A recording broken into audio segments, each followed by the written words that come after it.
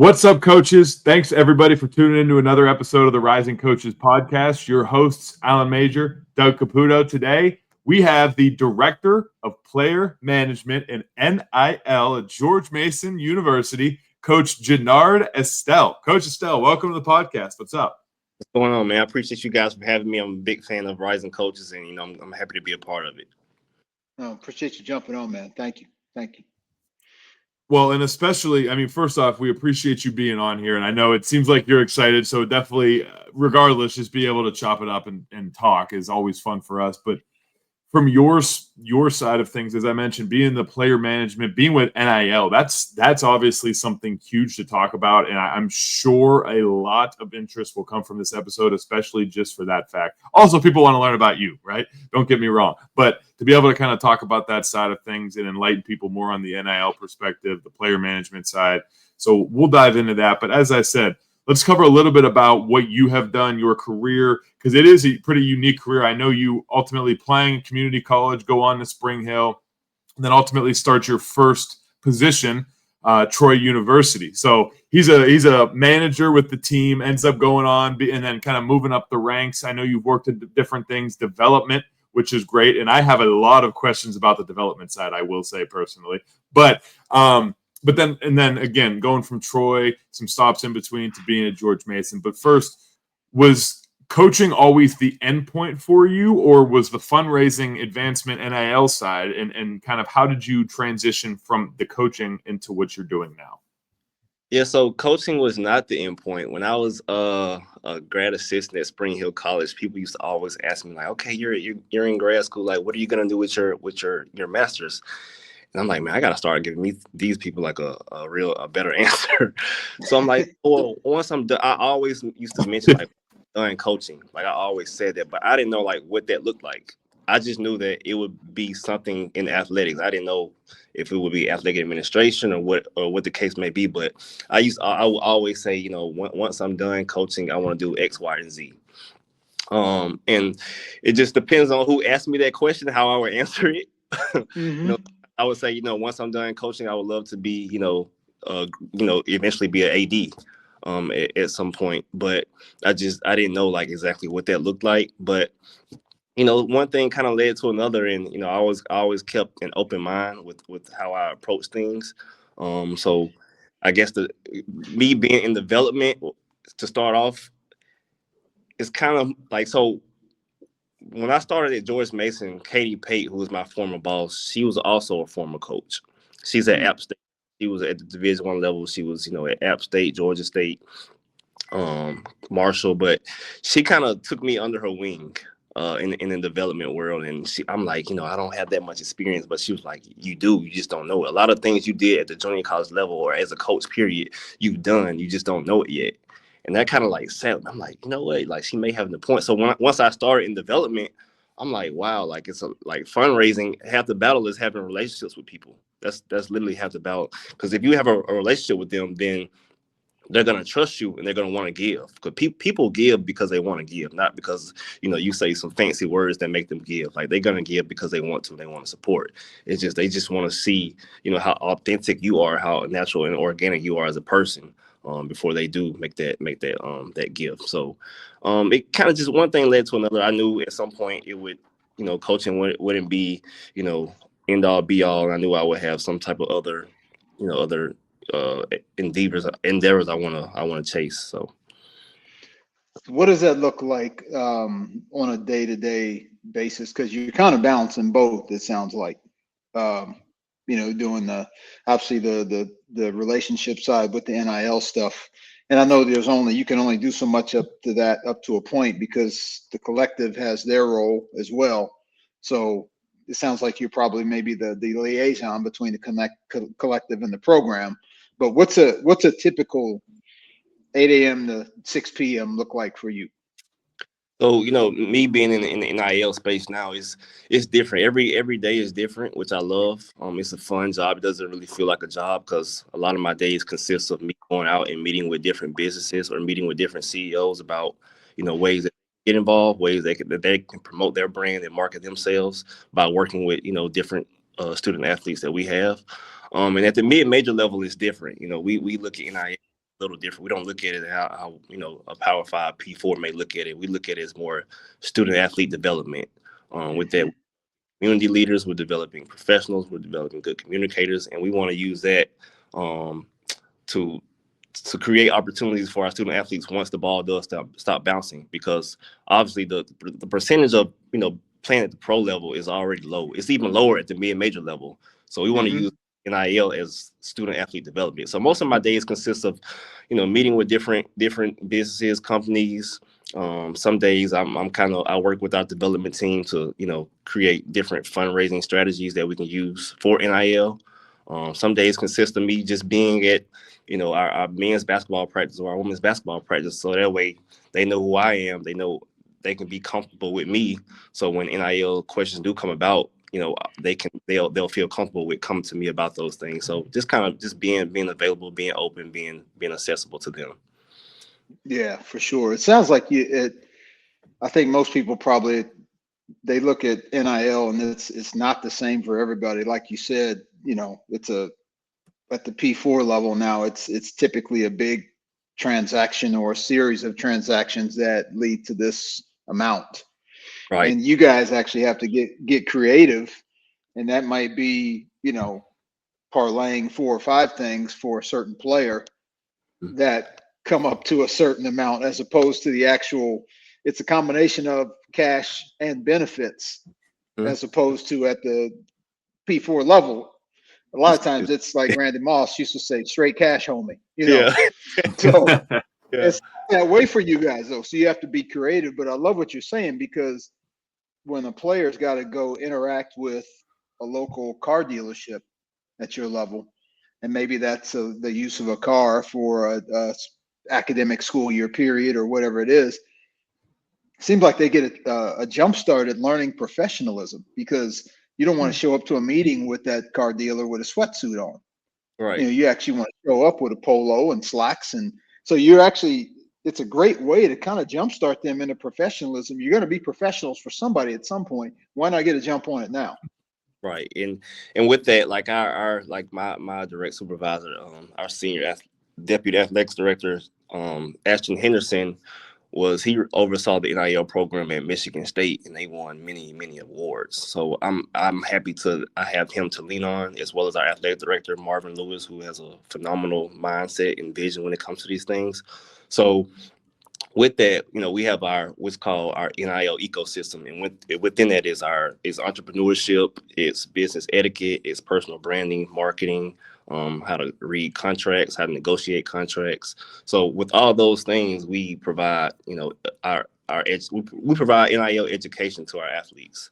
That way they are prepared, because when those opportunities do come about, they need to know, like, what's their pitch, how to follow up, how to talk to a business owner, those type of things. We don't want to just kind of throw them out in the fire and expect them to be sustained. And we had last month we had a NIL business summit where we invited just all local businesses to come to get educated on NIL. What is it? How are we using it at Mason? How does it affect all of our coaches and all our sports programs? It was a really good turnout. We had over 25 different CEOs come, and we've kind of hit we have a lot of momentum right now in the NIL space at Mason. So we're just looking to kind of build off that and take it to the next level. Nice. Yeah, a lot of thank you notes to write right there. So a lot of follow-up. No, that's good. That's good, man. No, I mean that, and because this is, you have every recruiting visit, like, you're a part of that now as well, right? Because parents need to understand what this stuff is about. So it's not just like whatever the players absorb is going to be about maybe 15-20% of it, because they're thinking, man, like, how much am I going to play? They still want to know that part, but this part, this is big for parents, to get educated on as well. And education is really the key word, as opposed to, what's our sell with NIL. Selling sounds, it's a little bit, I don't know what the word is, but you're actually talking about somebody's life and career. So sales is probably not the best. Education always seems to be a better word, to use to encompass it all. So well, I got to say too, the nice part about it is it's not like you just have a advancement or development background. I mean, you've, as I mentioned, you've been a manager at Troy. You were a grad assistant at Spring Hill. I mean, you have assistant coaching at Pearl River and Chipola, and then I mean, you have the background of a basketball coach as well, so you know how to talk on both sides of things, which is great. And especially the ever changing landscape now. The reason I love this side so much, and I don't really say it too much on here, but I work in development right now at my university and still an assistant basketball coach. So it's like this is definitely a side that I kind of navigate through myself. Obviously on a smaller scale at a Division III school. But for you, just kind of going from a coaching perspective to stepping into a development side, a fundraising side, advancement. What do you think was like one of the hardest transitions or hardest parts to be able to kind of go take off that coaching hat and be more on the development side? I would say it wasn't hard. It's just more of a challenge, just kind of embracing the new role. Like you're so used to doing something one way now, like all of a sudden, like it's a whole career change and you're having to, even to the way you dress, you have to dress professionally now. You have to properly send emails. So, like I wasn't used to all that when I first started. So that was a bit of a change for me. But I just like to let coaches know, especially from going from coach to administrator. Like I let them know that I'm available and I'm accessible outside of work hours. As a coach, it's 24 hours, 7 days a week. And that's what I'm used to. But here it's like everyone cares about work-life balance. Everyone after they want to enjoy their weekends. Well, when I talk to coaches, I'm like, look, you can text me at 10 o'clock at night or you can text me at 7 o'clock in the morning. I want you to know, like, I'm in full support of what you're wanting to do, what you're trying to do. So I give them that access. But I would say, yes, the most challenging thing was just like small things of sending emails within 24 hours and embracing the fundraising aspect of how we do it here at Mason. And the conversations are different. I look at it as, in Katie, my old boss, she said this too. She was like, you're still, as far as coaching, when you're a recruit, you're selling a product. Like you're selling your school, you're selling the head coach, you're selling, whatever the playing style. Well, it's the same thing in fundraising. You're just selling a different component. So I kind of took that with it. Like, that's a really good point. Like it makes the transition easier. It makes those conversations easier. Yeah, and like you said, it gets back to people, right? Like, somebody wants to give, they're gonna give, but it's helpful for them to feel like a person's authenticity or an organization's authenticity, because then that helps them kind of feel comfortable in the why they're giving. They want to give, but it's nice for them to know why, and that why is because, man, these people are authentic. I really see how this can help. This can both help our business and help young student athlete that we maybe partner with, or group of student athletes. So whenever people see the why, then I'm sure that's probably the final nudge. Because if they want to give, once they hear the why, then that's like, okay, now I'm in with both feet. Absolutely. I think it's also being intentional. With certain donors, man, is you don't want to go in and look at them as just a money sign. You want to actually human beings as people. So, getting to know them, like, for example, they may be big into watching movies, where a new movie just came out. Well, let me text, he or she and say, hey, this new movie just came out. Have you seen it yet? Are you going to see it? So small things like that, just knowing people's story. That way you can kind of use that in an authentic way to create and cultivate better relationships with these donors. Yeah, absolutely. Love that. Yeah, I mean, it's ultimately like going back to what you guys have said. It's recruiting. Yeah, how do I get this person to want to be able to work with me? How do I get them to want to be able to? And obviously, it's a genuine relationship. It's not like you're just doing that just for the heck of it, but it's definitely recruiting in that aspect for sure.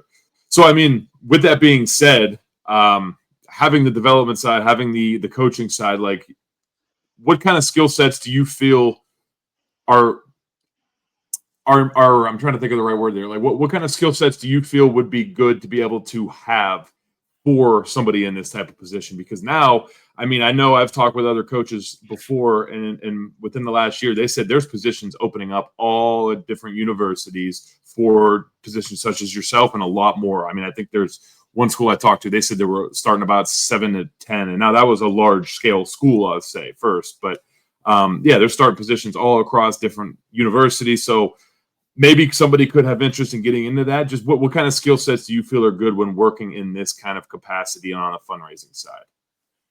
I would say, one, being personable, being someone that people can talk to, people can are they feel some type of comfort around. Obviously, I just said being intentional with how you do things. I would think, one thing that's kind of goes under the radar is being available. I think that's an underrated trait, to have, being available, being available for conversations, meetings, whatever the case may be. Just having that availability kind of goes a long way, because obviously life happens with all of us, but showing that you're available at the most vulnerable times can be the difference in a lot of areas. But yeah, and then obviously, especially with donors, like people laugh when I say this, but just smile. Like my former boss, Powerful thing. Just smile, like powerful thing, man. You welcome it, like, so just kind of having that demeanor about yourself for people to want have a conversation with you.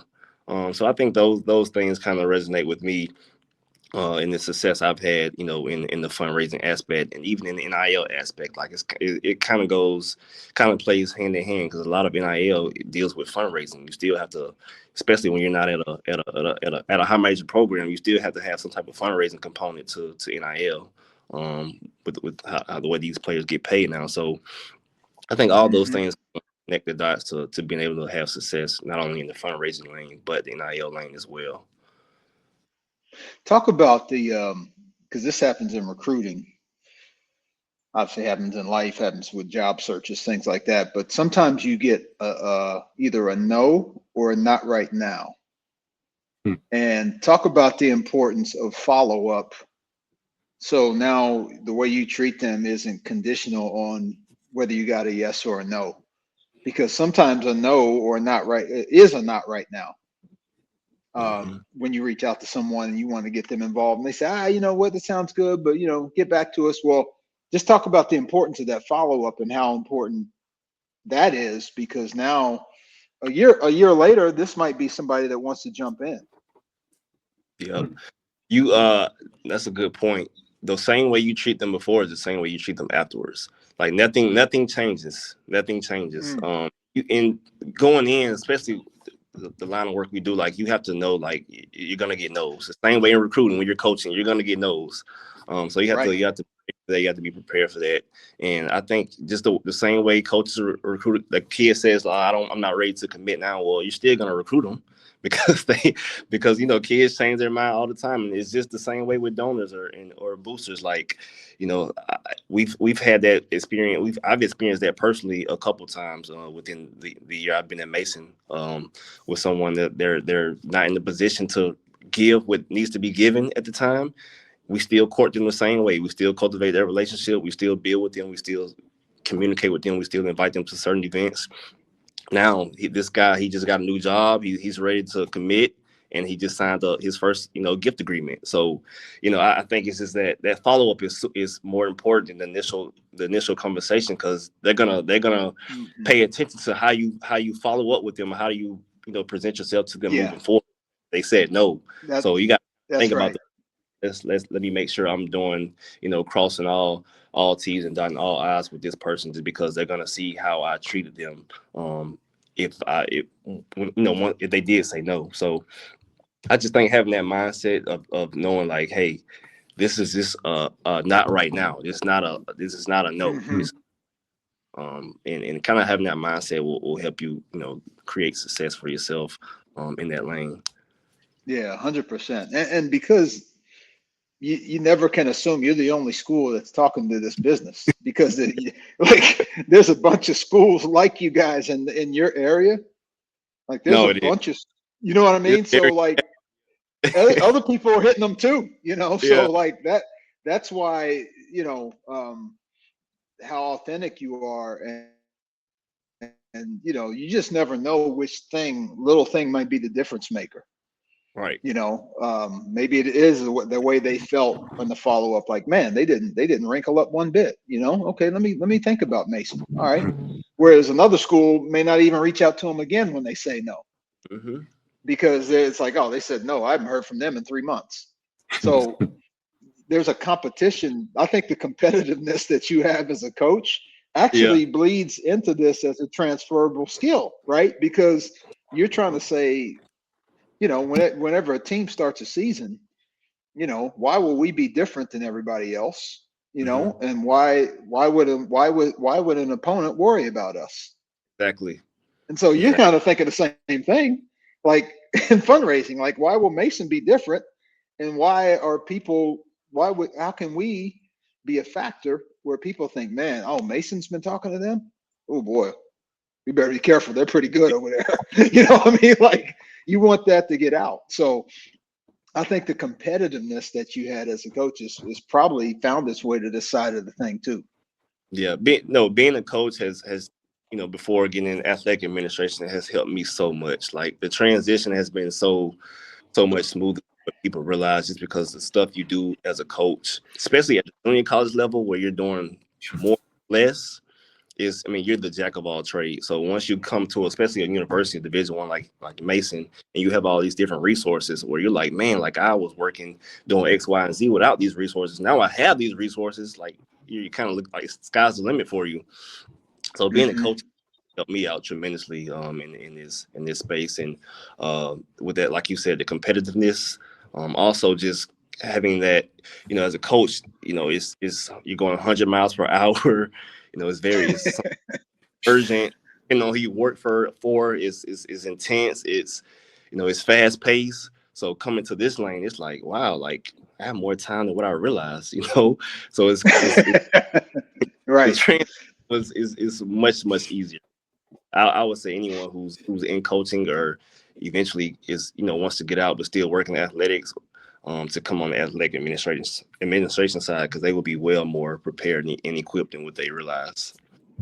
Well, it sounds like the reason why businesses hire athletes, because they've had to live 2 lives in one life. And so, when an athlete applies, I know if I ran a business and I see student athlete, I'm going to nudge them to the front of the pile, because no doubt, you know what this person's had to do on a daily basis, from a high level of responsibility and punctuality, being on time, handling their business, communicating with all different types, teammates, coaches, professors, athletic trainers, academic people, strength coach, So it's great that you're with us on this deal, because it's really good for coaches to know that you can be really good at one thing, and you can also jump to something else and be really good at that other thing. Right. That there are multiple lanes that you can change lanes. Just because you change lanes doesn't mean you have to change speeds. Exactly. And you can still be a hell of a driver, in the left lane versus being driving in the right lane. So it's great that you're on here to share that, because this landscape is changing fast. Yeah. It's a lot of transferable traits between from coach to athletic administration. A lot of transferable traits. So I think it's 100%. very unique. Well, and I'll even add too, like, you have to know the side of business in order to do this. So if you're talking to somebody who works in business, or a CEO from, as you were mentioning, like, one, you have to be able to talk about the business cycles or the quarters that they're in. That's one thing that I've learned, because sometimes businesses aren't like, okay, well, hey, the year's wrapping up, so, like, let's get back next year once the year starts. And when they say next year, they don't necessarily mean school year, because they're not a school, so they're working more in business cycles. Their pay, how they cycle, their accounting, all of that. Like, they obviously, oh, well, we can donate in the next year. We already did our donations for this past year and stuff. And then one thing, kind of going back to what you were saying about following up, Al, the one thing that I learned too is, once a company says no to you, how we were kind of talking about that, at least that I've started to learn, was, if a company says no to you, always double back with them a year later and then show them the success that the other companies have had. This is what this is the marketing that they have had. This is what the other companies have had. This is what the other company's success. We've had X amount of people that show up to our games. And then you show them, oh, this is the revenue they generated just by coming to our games. And it's like, boom, sold, right? Now they're going to be, all right, well, you know what? This guy comes with facts and numbers. And now the conversation completely changes because they see the numbers in front of them. No, you're absolutely right. And to your point, what you just said, I also use that when I speak with businesses on NIL, because I look at it now like, hey, I give them examples. Even for our NIL summit we had, I had a bunch of just different NIL activations. From Mason, some from like bigger schools, Ohio State here, Michigan. But I told them like, this is the success that they've had with the same thing I'm telling you. So now I left that presentation. I said, a year from now, I want to have all Mason examples up here. So when I'm out with different companies and business, I can say, hey, this is a local business who executed an NIL deal with this student athlete, and now look what it has them. Now they're there.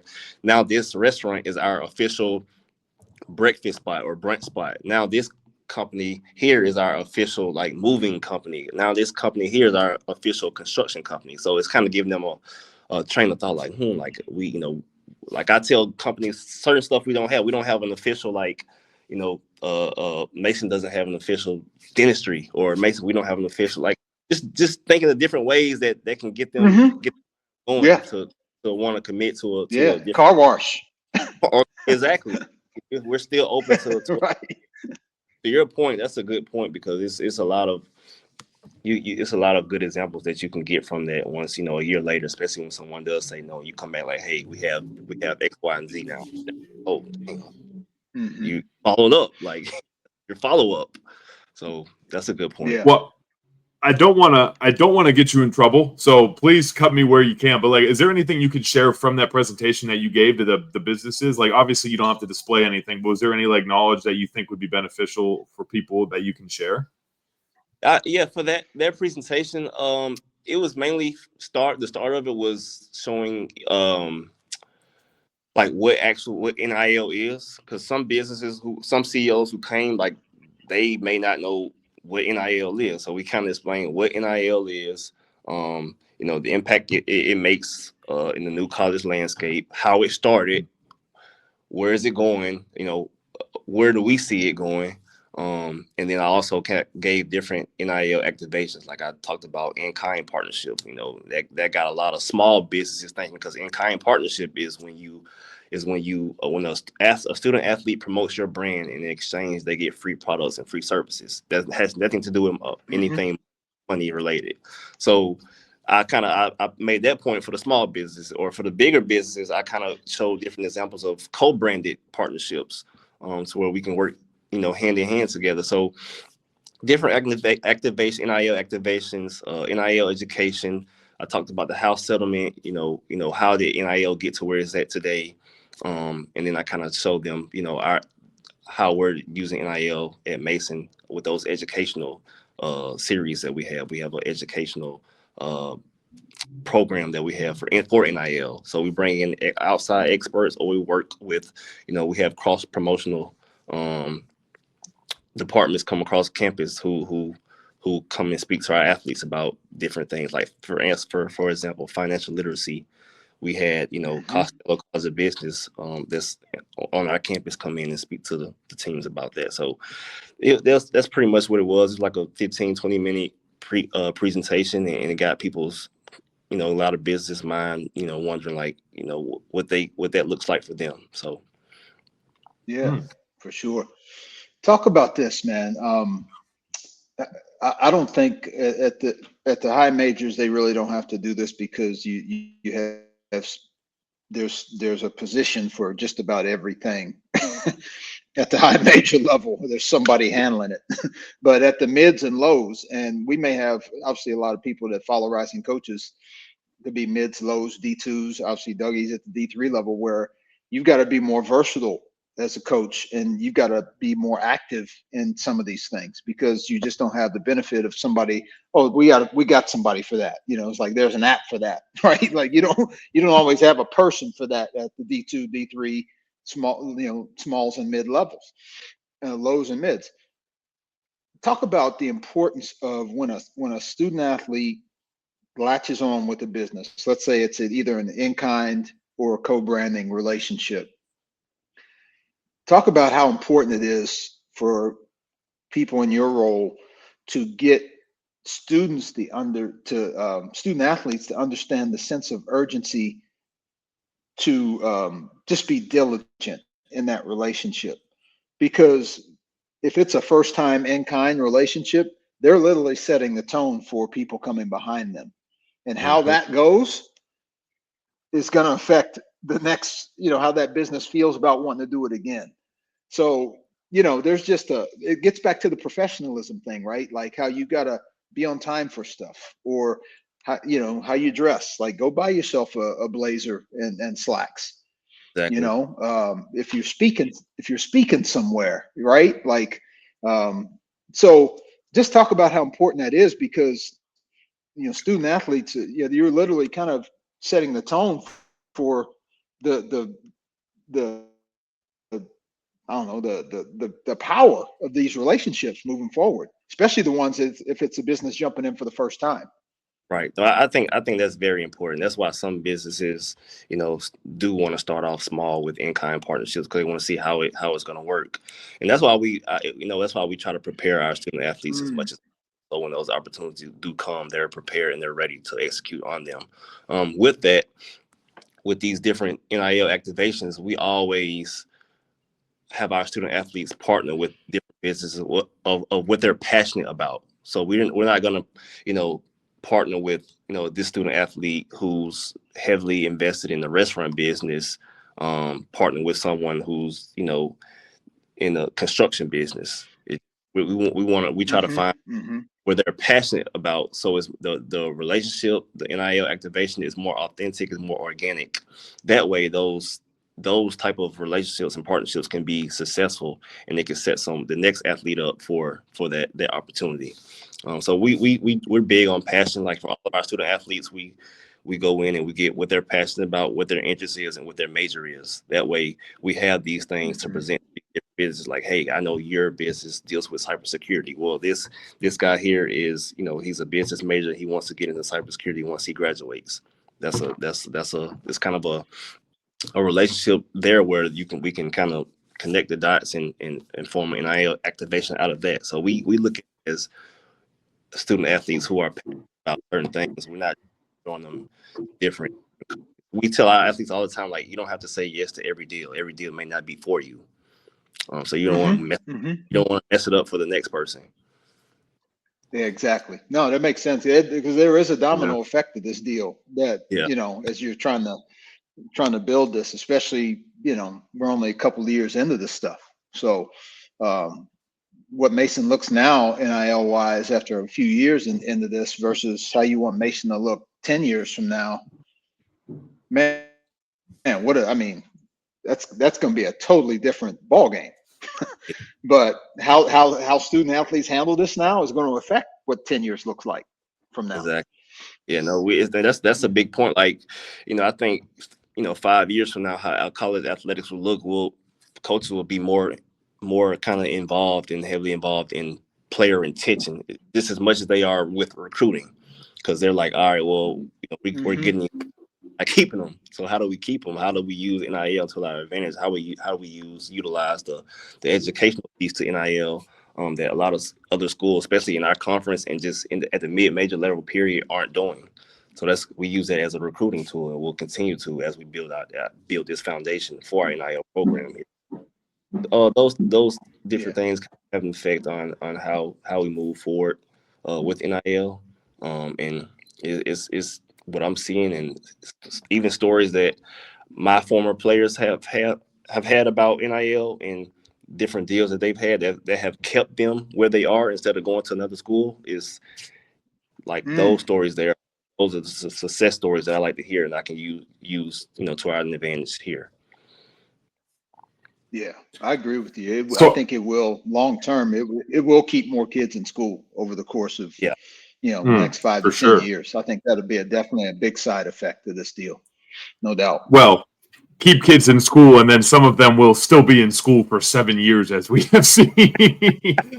I've seen a couple of those, and it's just like you're 26 years old, dude. Like, come on, you gotta hang it up eventually. Now that's Division III. I guess if you're making almost a couple $100,000, that's a different story. Yeah. That's a real thing, though. I mean, I saw Calipari was in a video talking about that. Like he had an 18-year-old on his team, and he said, we had a 26-year-old. You think about that, 18-year-old closing out on a 26-year-old. It's like, come on, man. As much as possible now. He said if kids could stay in school till they're 32, they'd stay until they're 32 because it's, the real world's going to offer a pay cut with a lot of these guys. Yeah, I mean, it's going to be a pay cut in the real world. We hear this a lot. This is the most amount of money that they could possibly ever make with NIL. Their career job may not pay what they're paying out, and then it's coming fast. So it's like they're trying to take advantage in every way possible with this. Right, and that's not to say they won't later in their career. They might later in their career. If you advance in management, whether it's entrepreneurship or CEO, VP. I mean, obviously, some people are gonna roll into those things, but not the first 5 years out of college. I mean, that's first 5-10 years out of college. Sometimes it's a grind for a little bit. No, sure. So no doubt. Yeah, it will be different with some of these pay stubs. It's gonna be looking a little different, but no, I mean, thank goodness for it right now. It's good that we have it now because, again, I just think it's such a golden opportunity to jumpstart their professionalism. And that's really everything that you've been talking about. It's their understanding it's a really big world out there outside of athletics. That's the other thing they're starting to realize too. Sure. And in NIL, I tell people it's for everybody. You don't have to be the best athlete on the team. It's just how creative you are, how you manage your social media. Like, look at Livy Dunn. I mean, she was like the 14th best player on the team, and she's making, like all the success she's had off NIL. She wasn't the best player or the most talked about. Like, this is how you utilize what you have. Your social media. I think they had a walk on at LSU on the basketball team was making like $500,000. Really creative dude. He was doing a lot of TikTok stuff. Did you ever see that LSU NIL documentary? Oh, yeah, I did. The money game, on Prime. Yep. Yeah. That was good. That guy was doing a bunch of TikTok stuff. He's making like $500,000. He barely got in the game. Yep. Never got in the game. No, that's insane. Good. Yeah. Oh yeah. He's a walk-on. But the guy was just he partnered with. He was making videos with some of their track stars, and he was helping other student athletes, do their stuff, and like it just caught fire. He's making $500,000 as a walk-on. Guy's going to be a CEO one day if he's helping other people. So that's insane. He's brilliant. This dude was brilliant, man. Yeah. Well, Coach, obviously, we like to tie it up with one way, and typically that is just like kind of a final question to give everybody a general synopsis of your career and just in a brief way. But if we were to put you back into your first coaching position, going back to really being a manager at Troy and then knowing what you know now, being over at GM, right? What advice would you give your younger self, whether it's coaching advice or even from the player management side? What advice would you give your younger self in this profession? I would say, especially starting out, be more well-rounded,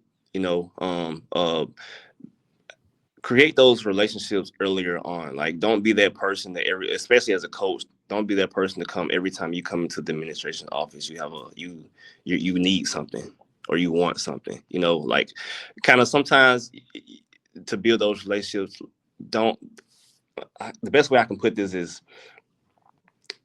with those relationships, make sure that you are actually building authentic relationships and not coming to people as just, you just need something. Because as an administrator now, looking at it how I look at it now, you can see that.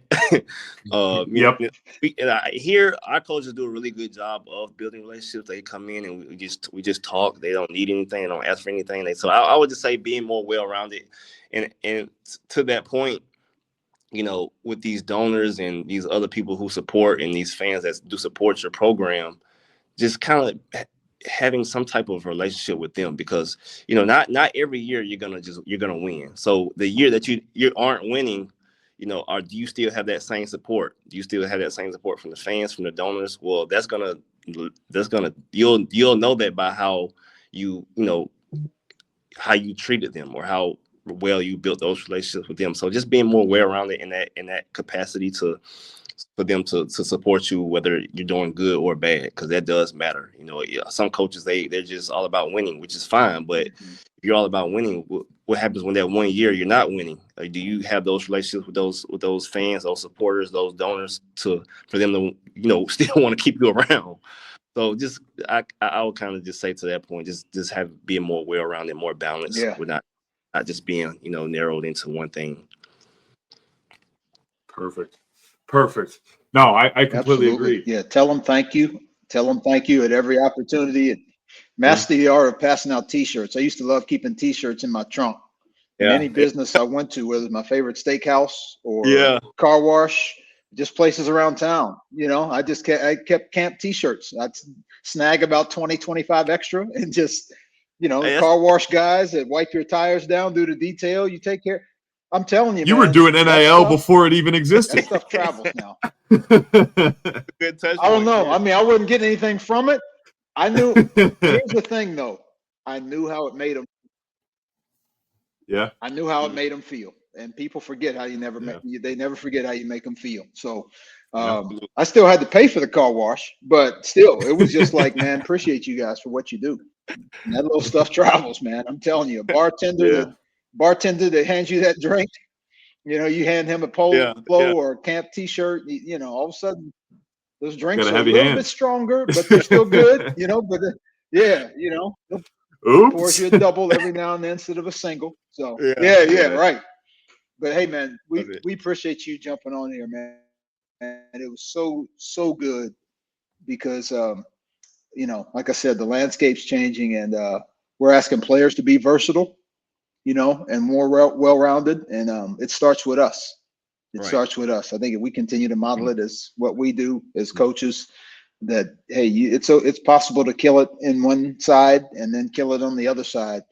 Absolutely. So we appreciate you jumping on, man. This was really, really good. Really good. Thank you guys for having me. I'm always a big fan and supporter of Rising Coaches and what you all do. So really appreciate you guys as well. Yes, sir. No, and I want to make sure to say as well to Patty Medina, of course, another person. I know she's been the plug connecting us to a lot of people, but obviously getting us connected. One, just being able to, learn your story, learn your experiences, but then, of course, just being able to get connected too. I'm definitely appreciative of that. And big shout out. I hate to cut you off. I had to. No, go ahead. Yeah, I definitely have to shout out Patty Medina for just her support and for recommending for me for this. So shout out to her. I'm sure she's gonna listen, and that's a person you should definitely, if you don't know her, she's the AD. Yeah, she's been on. She's been on before, and she's handed us some layups with people that we've had on the pod. So she's like a two-legged search firm herself. Yeah. So she's special. Patty's a beast. She's a beast. For sure. No, but we do appreciate you for being on here. And, of course, for everybody else out there, thank you all for tuning in. That does it and wraps up another episode, Rising Coaches Podcast. Alan Major, Doug Caputo, and all you coaches, as we always say, keep working and keep rising. We'll see you all soon. Take care. And by this point, hopefully the season's going to be starting off well for people who are now, going to be starting in the season. So thank you all for tuning in again. We'll talk soon, coaches.